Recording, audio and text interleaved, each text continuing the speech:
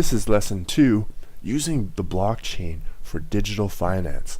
And in this lesson, we'll be taking a look at the blockchain technology's potential to serve as a ledger of financial information for real-world properties and assets such as real estate, stocks, bonds, and much more.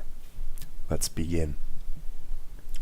The blockchain allows users to create smart property by representing them in the real world with Bitcoin. And you may have heard of Bitcoin be described as programmable money. And this is essentially what we're talking about. Because every unit of Bitcoin represents information technology, we can actually record and hash into that specific unit of money properties that it represents in the real world. And each Bitcoin can potentially represent stocks, real estate, and more by verifying these details into the Bitcoin blockchain. And indeed, this is what a few companies are currently working on now, and it's described as smart property.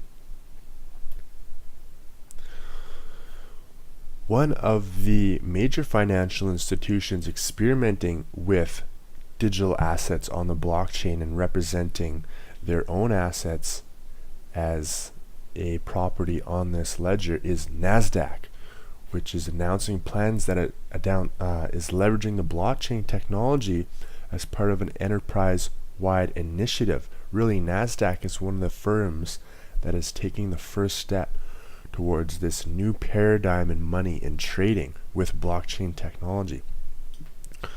The article which NASDAQ released described their first steps toward an efficient, fully electronic services that facilitate the issuance, transfer, and management of private company securities.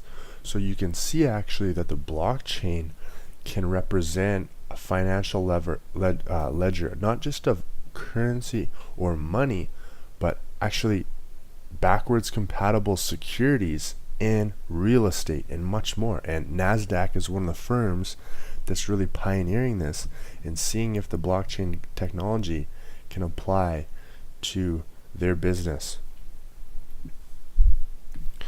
Now, we were describing how each unit of Bitcoin can actually be used as information technology to represent real-world assets in what is being called smart property.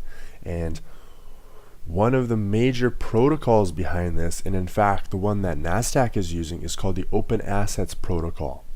And it's described as a simple and powerful protocol built on top of the Bitcoin blockchain. It allows issuance and transfer of user-created assets.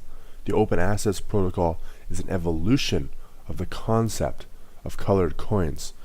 So the Open Assets Protocol is really one of the emerging technologies for allocating and representing smart property on the Bitcoin blockchain. And it's very exciting, the many possibilities that we may potentially see from this sort of financial ledger technology. This brings us to the conclusion of our lesson today. For the Open Assets Protocol, you can read the specification on GitHub at github.com/openassets. That's all for today. We'll see you in the next lesson.